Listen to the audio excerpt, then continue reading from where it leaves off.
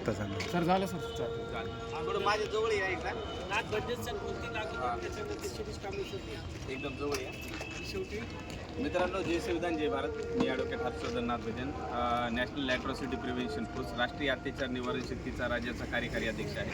माझ्यासोबत माझे सहकारी आहेत ॲडव्होकेट शिरीष कांबळे सर, उच्च न्यायालय खंडपीठ औरंगाबाद येथे. ते सुद्धा राज्याचे उपाध्यक्ष आहेत. त्याचबरोबर ॲडव्होकेट ढगे साहेब या लातूर ठिकाणी, ॲडव्होकेट कासारे साहेब, आणि या ठिकाणी माझ्यासोबत काही पीडित आहेत, ज्यांच्या अनुषंगानं आज आम्ही माननीय पोलीस अधीक्षक साहेबांना भेटण्यासाठी आलो होतो.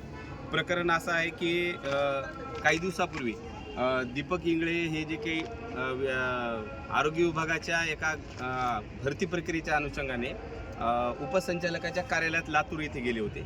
तिथे गेले असताना त्यांच्यावरती खोटा गुन्हा दाखल झाला होता आणि तो खोटा गुन्हा MIDC पोलीस स्टेशनचे पोलीस निरीक्षक समाधान चावरे यांनी दाखल केला. तिथून त्यांना इलिगल डिटेन्शन केलं आणि एक तुच्छ प्रकारची वागणूक दिली होती त्यांना. त्या अनुषंगाने सुद्धा आज SP साहेबांशी बोलणं झालेलं आहे. त्याचबरोबर आमचे दुसरे बंधू या ठिकाणी श्रीकर फडभाऊ यांचा तर व्हिडिओ समजणं महाराष्ट्रानं पाहिलेला आहे. त्या व्हिडिओमध्ये एक साधं महावितरणला एक तक्रारीच्या संदर्भानं भेटण्यासाठी गेले होते. ते ऑफिसमध्ये बसलेले असताना सुद्धा त्यांना त्या ठिकाणी तिथून पकडून त्यांच्यासुद्धा त्यांना उचलून घेऊन गाडीमध्ये घेऊन जाऊन शिवीगाळ झालेली आहे. हा महाराष्ट्राने सगळा व्हिडिओ पाहिला, सोशल मीडियावर व्हायरल झाला व्हिडिओ. आणि त्यावेळेला सुद्धा त्यांच्यावर शासकीय कामात अडथळा आणला अशी तक्रार दाखल केली. आणखी गुन्हे भरपूर सारे घरात घुसखोरी केल्याचाही गुन्हा दाखल केला, हालाकी ते शासकीय कार्यालयामध्ये होते. आणि हा सुद्धा जो गुन्हा दाखल केला हा MIDC पोलीस स्टेशनचे पोलीस निरीक्षक समाधान चावरेंनीच केला. त्याच्यानंतर तिसरे या ठिकाणी हे आहेत, पीडित आहेत. ताईंच्या संदर्भाने सुद्धा तुम्ही पाहू शकता, एक व्हिडिओ फार मोठ्या प्रमाणात व्हायरल झाला समाज माध्यमावर. आणि त्या स्वतः फिर्यादी म्हणून फिर्याद द्यायला गेलेल्या असताना पोलीस स्टेशनला त्यांना त्याच पोलीस निरीक्षकांनी अगदी तुच्छ वागणूक देत, तुम्ही तिथेही भाषा पहा, आरवाच्या भाषेचा वापर करण्यात आलेला आहे. आणि तिथेही त्यांना आरोपी केलं. म्हणजे एक फिर्यादी व्यक्ती गेलेली असताना फिर्याद लिहून न घेता त्यांना त्या ठिकाणी आरोपी केलं. हे सुद्धा एक महावितरणला फिर्यादच्या संदर्भाने तक्रारी संदर्भात भेटायला गेले होते. इथं असं असताना सुद्धा त्यांनाही आरोपी केलं गेलं.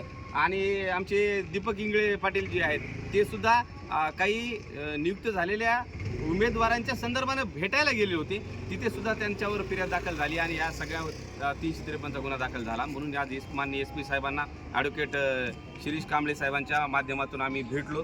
रीतसर 10-15 मिनिटाची संभाषण झालं, बोलणं सुद्धा झालं. योग्य ती कारवाई करण्यात येईल असं पद्धतीचं सुद्धा त्यांनी एक आश्वासन दिलं. निवेदनसुद्धा आम्ही सर्वांनी दिलेलं आहे. वेगवेगळ्या पद्धतीनं आज आम्ही योगायोगाने भेटलो. ते सुद्धा आलेले होते. आम्ही खास छत्रपती संभाजीनगरहून आलो होतो आणि आल्यानंतर इथं ज्यावेळेला कळलं हे प्रकरण त्यावेळेला साहेबांना कलेक्टिव्हली भेटलो आणि साहेबांशी डिटेलमध्ये बोललो. तर या अनुषंगाने मी ॲडव्होकेट शिरीष कांबळे सरांना विनंती करतो की 2 मिनिटाच्या अनुषंगाने या ठिकाणी मार्गदर्शन करावं. सर्वप्रथम दिनांक 13/11/2025 रोजी जो काही गुन्हा भारत मुक्ती मोर्चाचे पदाधिकारी आणि उमेदवार यांच्यावर झाला, त्या गुन्ह्यामध्ये प्राथमिक पाहिलं आपण तर आपल्या लक्षात येऊन जाईल की FIR मध्ये प्रत्यक्ष आणि अप्रत्यक्ष दबाव असा शब्दप्रयोग करून शासकीय कामात अडथळा आणला अशा प्रकारे गुन्हा दाखल केलेला आहे. मुळातच BNS 212 प्रमाणे आणि 248 प्रमाणे एखाद्याला खोट्या गुन्ह्यामध्ये अडकवणे हा देखील गुन्हा आहे. आणि पोलीस निरीक्षक हे सर्वसामान्य लोकांच्या संरक्षणासाठी आहेत. सदरक्षण आहे, खलनिग्रहण आहे. ते ब्रीदवाक्य कदाचित तिथले पोलीस अधिकारी विसरले असतील. ते जनतेचे सेवक आहेत, ते जनतेचे मालक नाहीत. आणि एवढी उर्मी कुठून येते याचा देखील सर्वसामान्य पीडित लोकांना प्रश्न पडलेला आहे की एखाद्याला इलिगल डिटेन्शन करणे. नुकतंच सुप्रीम कोर्टाने सांगितलेल्या जजमेंटप्रमाणे ज्या गुन्ह्यामध्ये 7 वर्षापेक्षा कमी शिक्षा आहे अशा गुन्ह्यामध्ये तुम्हाला अटक करता येत नाही, तरी देखील फड यांना 332ची घरात घुसखोरी केली म्हणून असा खोटा गुन्हा दाखल करून त्यांना अटक करून 17 तास जवळपास इलिगल डिटेन्शन केलेलं आहे, जे नक्कीच गैरकायदेशीर आहे. आणि त्या अनुषंगाने आम्ही माननीय SP साहेबांना भेटलो आणि सांगितलं की BNS 212 प्रमाणे खोटी तक्रार दाखल करणाऱ्यावर देखील गुन्हे दाखल झाले पाहिजेत. तर साहेबांचं असं म्हणणं आलं की पूर्ण पोलीस प्रशासन घरी जाईल. म्हटलं कायदा शासनाने केलेला आहे, कायदा आम्ही केलेला नाही. त्यामुळे आमची अशी जाहीर मागणी आहे भारत मुक्ती मोर्चाच्या वतीने की आज लातूर SP साहेबांनी आमच्या निवेदनाची गंभीर दखल घेऊन तात्काळ सर्व दोषी आरोपीवर कारवाई करावी एवढं बोलतो आणि थांबतो. यानंतर ज्यांची एक फिर्याद होती त्या फिर्यादीच्या अनुषंगानं जे गेले होते भेटायला, आज आमची भेट या ठिकाणी झाली. माननीय श्रीधर फडभाऊ यांनाही विनंती करतो की काय प्रकार होता त्यांनी एक कमी शब्दामध्ये या ठिकाणी सांगावं लोकांना. नमस्कार, मी श्रीकर. मी व्यापारी असल्यामुळे मी कोणत्याही प्रशासनाला जोरात बोलू शकत नाही. मी कधी बोललोही नाही, बोलणारही नाही. मी IAS IPS आणि जसे SP DSP यांच्यावरती विश्वास ठेवलेला आहे आणि आज पत्र त्यांना प्रत्यक्षात भेटून पत्रव्यवहार केलेला आहे. त्यांनी सांगितलेलं आहे की सदर प्रकरणी आम्ही चौकशी करत आहोत, योग्य ते त्यांच्यावरती कारवाई करू, गुन्हा नोंद करू. मी व्यापारी असल्यामुळे तो विश्वास ठेवत आहे त्यांच्यावरती आणि निश्चितच मला न्याय मिळेल मी अशा अपेक्षा करत आहे. आणि नाही न्याय मिळाल्यास मी IG साहेब, वरिष्ठ जे नांदेडला बसलेले आहेत उमाप साहेब, ते अत्यंत शिस्तप्रिय आहेत, त्यांच्याकडे मी भेटलेलं आहे. तेही कारवाई करतीलच. आणि नाही केल्यास मला पर्याय नाही, न्यायालयाकडे जावं लागेल. शेवटी न्यायालय तर न्याय देत असतं, सत्यमेव जयते. एवढंच मी बोलून माझे शब्द संपवतो. या ठिकाणी ताईवर सुद्धा फिर्याद द्यायला गेल्यानंतरच त्यांना फिर्यादी असताना सुद्धा आरोपी केलं होतं. खंडणीचा वगैरे गुन्हा दाखल केला होता. मला वाटतं त्या कर्मचारी होत्या आहे ना प्रायव्हेट हॉस्पिटलला, त्या कर्मचारी होत्या, त्यांच्या संदर्भाने हे गेले होते. 2 मिनिटं बोल. सर्वांना जय श्रीराम, जय महाराष्ट्र. सगळ्या जणांची फिर्याद ऐकली आहे. माझी फिर्याद मी सांगावी असं म्हणजे मला शब्दात पण व्यक्त नाही करू शकत. त्या दिवशी आम्ही 7 मुलींची तक्रार घेऊन पोलीस स्टेशनला गेलो. आधीची घटना नाही सांगणार, आम्ही टाकणारच आहे पुढे. 7 मुलींची फिर्याद घेऊन गेले असता तिथं खंदाडे साहेब होते. त्यांनी सुरुवातीला व्यवस्थित ऐकलं. त्यानंतर तो डॉक्टर आल्यानंतर त्यांचे शब्द चेंज झाले. या दोन्ही घटनेमध्ये 2 तासाचा टाईम गेलेला होता. त्यानंतर PI साहेब आले आणि PI साहेबांनी मी म्हणलं की सर थांबले, मी गेले. त्यानंतर म्हणले की रमेश भराटेला बोलवा. रमेश भराटेला बोलवा म्हणल्यानंतर रमेश भराटेमध्ये जाऊन चहा पितो, त्याची फिर्याद घेतली जाते आणि डायरेक्टली असं ओढलं जातं, हे आरोपी आहे का? म्हणजे मला असं ओढलं जातं, हे आरोपी का? तो म्हणतो हो. म्हणजे बाकी कोणाचं ऐकून घेतलं गेलं. त्यानंतर 3 वेळेस मी सरांना रिक्वेस्ट केली की सर मी आरोपी नाही आहे, कारण गांधी चौक दक्षता बॉडीवर मी आहे. गेल्या 2021 सोशल वर्कमध्ये खूप ॲक्टिव्हली काम करते. 376 असतील किंवा काही 16 वर्षाचे मुलींचे मॅटर असतील, त्यामध्ये वैयक्तिक बालगृहात गेलेली आहे, रिमांड होमच्या काउन्सिलिंग केलेली आहे. आणि एवढं सगळं काम यांना कॉपरेट करून देखील त्यांनी त्या दिवशी मला अशा लेवलची भाषा यूज केली की म्हणजे आता मी सांगू पण शकत नाही प्रसारमाध्यमावरती. ते तर तुम्ही स्वतः ऐकलेलंच आहे. म्हणजे शिवीगाळ पण केलेली आहे त्याच्यामध्ये. त्यानंतर की बाबा एक महिलेसाठी स्वतःचा सन्मान खूप मोठा असतो. त्यानंतर मी त्यांना बोलले आणि त्या बोलण्याचा म्हणजे बक्षीस म्हणलं तरी काय हरकत नाही. त्याचं बक्षीस म्हणून त्यांनी माझ्यावर खंडणीचा खोटा गुन्हा फाडला. आणि ही घटना झाली 10:39ला. त्यानंतर त्यांनी मला 11 वाजायला अटक केली, ज्याची त्यांच्याकडे परमिशन नव्हती. 11:31ला त्यांनी FIR फाडलेला आहे. 1:30 त्यांनी माझी परमिशन कोर्टातून घेतलेली आहे. मेडिकल पण त्याच दरम्यान झाले. तर या सगळ्या गोष्टी त्यांनी अनलिगल केल्या. एवढेच करून ते थांबले नाहीत. मला मध्ये टाकून त्यांनी 2 दिवस चहा पाणी जेवण असं काही दिलेलं नाही. पांघरायला आत्राला पण दिलेलं नाही त्यांनी. म्हणजे मानसिक त्रास एवढा केलेला की मेडिकलच्या सगळ्या गोष्टी मी तिथं सांगितलेल्या होत्या, तरी देखील त्यांनी माझ्याकडे अमानवी गोष्टी म्हणजे मी सांगू शकत नाही आता. म्हणजे बरंच काही चुकीचं माझ्यासोबत वागलेत त्यांनी. जेवायला देखील मला 3ऱ्या दिवशी मिळालं. काही वैयक्तिक मेडिकल प्रॉब्लेम होते, ते देखील त्यांना एक माणूस म्हणून त्यांना कळलं नाहीत. कदाचित त्यांना आई बहीण आहे माहीत नाही मला, पण ह्या गोष्टी देखील त्यांना कळलेल्या नाहीत. त्यांनी 4 दिवस मला कपडे चेंज करू दिले नाहीत. बाथरूम पूर्ण ओपनली सांगायचं म्हणजे मला MC आलेली होती, 2nd डे होता. त्यांनी मला वॉशरूमला जाऊ दिलेलं नाही. त्यानंतर चेंज करायला पॅड पण नाही दिलेला, कपडे चेंज करू नाही दिले.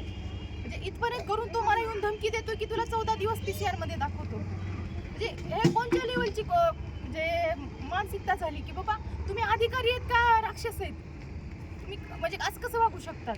आणि जेव्हा कुणी मला मदत करण्याचा प्रयत्न केला त्यांनी पनिश केलेला आहे. मीच नाही तर त्या पोलीस स्टेशनमधले देखील त्यांच्यापासून म्हणजे खूप त्रासलेले आहेत. तर माझं फक्त एकच आहे, मला न्याय पाहिजे, मला त्याच्यावर FIR दाखल करायचं आहे. बस मी एवढंच आहे, सर्वांनी मला सहकार्य करावं. मित्रांनो, जे अधिकारी आहेत, पोलीस अधिकारी आहेत, हे जनतेच्या रक्षणासाठी आहेत, कायदा जनतेसाठी आहे आणि कायद्याचा दुरुपयोग होत असेल तर ही माहीत झालेली 3च उदाहरणं आमच्या समोर आलीत आतापर्यंत. महाराष्ट्रामध्ये अशी कित्येक उदाहरणं असतील याचा सुद्धा अंदाज घेता येणार नाही. परंतु असा जर मुजोरीपणा अधिकाऱ्याचा होत असेल तर तो खपवून घेतला जाणार नाही, याच्यासाठीच आम्ही काम करत आहोत. यानंतर तिसरे एक प्रकरण होतं. माननीय दीपक इंगळे पाटील यांना विनंती करतो इकडे यावं. एका भरतीच्या संदर्भानं हे आरोग्य उपसंचालक साहेबांना भेटण्यासाठी गेले होते. त्यापूर्वी काही मला वाटतं आदल्या दिवशी उपोषण सुद्धा झालं, जे की त्यांच्याच शब्दावरून ते उपोषण सोडण्यात आलं होतं. परंतु मग त्याच अधिकाऱ्यांनी पोलीस विभागाला जेव्हा बोलवलं तर ठीक आहे, पोलीस विभागाला बोलवल्यानंतर पोलीस विभागाचं काय वेगळं काम असेल त्यांनी काम करायला पाहिजे होतं. परंतु खोटा गुन्हा नोंद करून यांना सुद्धा अत्यंत तुच्छतेची वागणूक देत इलिगल डिटेन्शन केलं, याचा सुद्धा लाईव्ह व्हिडिओ यांनी केला होता. म्हणजे या तिघांचे सुद्धा व्हिडिओ सोशल माध्यमात आल्यानंतर आम्हाला ही गोष्ट कळली होती. आज सरांना वेळ मिळाला आणि छत्रपती संभाजीनगरहून आम्ही इथे आलो. त्यामुळे दीपक सरांना विनंती करतो की अगदी थोडक्यामध्ये पोलीस प्रशासनाने दिलेली वागणूक इथपासून त्यांनी माहिती सांगावी. धन्यवाद सर. थोडक्यात ह्या प्रकरणाविषयी सांगायचं म्हटल्यानंतर गेल्या 15 दिवसामध्ये लातूर जिल्हा आरोग्य प्रशासन असेल आणि लातूर जिल्हा पोलीस प्रशासन आहे यांच्यामार्फत मी स्वतः दीपक इंगळे असतील किंवा श्रीकर फड असतील किंवा पाटीलताई असतील किंवा अन्य कोणी असतील, आम्ही सर्वांनी जी या ठिकाणी वागणूक आम्हाला पोलीस प्रशासनामार्फत भेटली ती अतिशय हीन दर्जाची वागणूक होती, अमानुष दर्जाची वागणूक होती, मानवी हक्काचं उल्लंघन करणारी वागणूक होती. जेव्हा ही वागणूक लातूरच्या पोलीस प्रशासनामार्फत खास करून जे MIDC पोलीस स्टेशन चर्चेमध्ये आहे त्याच्यामधले जे PA आहे समाधान चौरे यांच्यामार्फत ही सर्व आम्हाला वागणूक भेटली. आणि वागणूक भेटल्यानंतर आमच्या डोक्यामध्ये एक विचार आला की आज योगायोगानं 26 नोव्हेंबर आहे, संविधान दिन आहे. आजच्याच दिवशी या ठिकाणी संविधान भारतानं स्वीकारलं होतं. जर संविधान असताना जर आमच्यावर एवढे अन्याय अत्याचार आहेत, संविधान असताना जर आमच्या एवढं मानवी हक्काचं उल्लंघन होत असेल तर ज्यावेळेस संविधान नसेल किंवा संविधान जर हे नसतं आमच्या हक्काचं सुरक्षा करणारं, तर त्या काळात तर ह्या शासनकर्त्या लोकांनी सामान्य लोकांची काय दुर्दशा केली असते हे कल्पना करूनच आमच्या अंगावर काटा येतोय. तर आज आमच्याकडं थोडंफार संविधानाचं जे ज्ञान आहे, जे कायद्याचं जे ज्ञान आहे, फुले शाहू आंबेडकरांच्या संघर्षामुळं हे जे संविधान निर्माण झालं आणि स्वातंत्र्य, समता, बंधुता आणि न्याय हे मूल्य जेव्हा आम्ही कळायला लागले त्याच्यामुळं आम्हाला आमच्यावर अन्याय जो होतं याची जाणीव झाली आणि अन्याय सहन करू नये अशी आमच्या या ठिकाणी भावना झाली. आणि जे आमच्याकडे थोडंफार संघटन आहे, देशव्यापी संघटन आहे, राज्यव्यापी संघटन आहे, मग भारत मुक्ती मोर्चा असेल, राष्ट्रीय किसान मोर्चा असेल, तर त्याच्या जेवढी आमची ताकद आहे तर त्या ताकदीच्या आधारावर आम्ही भांडत आहोत. जर ज्याकडे संघटन शक्तीच नाही एखाद्या सामान्य नागरिकाकडे तर त्याची तर खूप दुर्दैवी स्थिती या लोकांच्या मार्फत होत आहे, दमन होत आहे. तर त्याच्या विरोधात आज आम्ही लातूर जिल्हा पोलीस अधीक्षकांना तक्रार तर केलेलीच आहे. उद्याच्याला म्हणजेच 27 नोव्हेंबर 2025 रोजी याच PIच्या विरोधामध्ये महाराष्ट्राच्या 36 जिल्ह्यामधून जिल्हाधिकाऱ्याच्या मार्फत या ठिकाणी भारत मुक्ती मोर्चाच्या आणि राष्ट्रीय किसान मोर्चाच्या व सर्व सहयोगी संघटनांच्या वतीनं निवेदनं देणार आहोत. आणि 10 ते 15 दिवसाचा वेळ लातूर जिल्ह्याच्या पोलीस अधीक्षकांना आम्ही देत आहोत. आणि त्या 10 दिवसामध्ये जर त्या संबंधित PIवर कार्यवाही झाली नाही तर दिनांक 7 डिसेंबर 2025 रोजी एक मोठं राज्यव्यापी या ठिकाणी ठिय्या आंदोलन हजारो लोकांचं ह्या SP ऑफिसला आम्ही करणार आहोत असं आम्ही त्या ठिकाणी निवेदनाच्या माध्यमातून दिलेलं आहे. तर एवढंच या प्रसंगी या ठिकाणी आम्ही बोलतो आणि थांबतो. धन्यवाद मित्रांनो. या ठिकाणी फक्त एवढंच सांगेल की सामान्य माणूस न्यायापासून कोसो दूर आहे आणि म्हणून जागृत राहिलेल्या लोकांनी अशी ज्यावेळेला काही घटना आपल्यासमोर येतील तर नक्कीच या लोकांच्या सोबत उभं राहिलं पाहिजे. कारण प्रशासन जे आहे, शासन जे आहे, त्याचबरोबर पोलीस प्रशासन जे आहे जनतेसाठी आहे, ते त्यांनी सुद्धा विसरता कामा नये.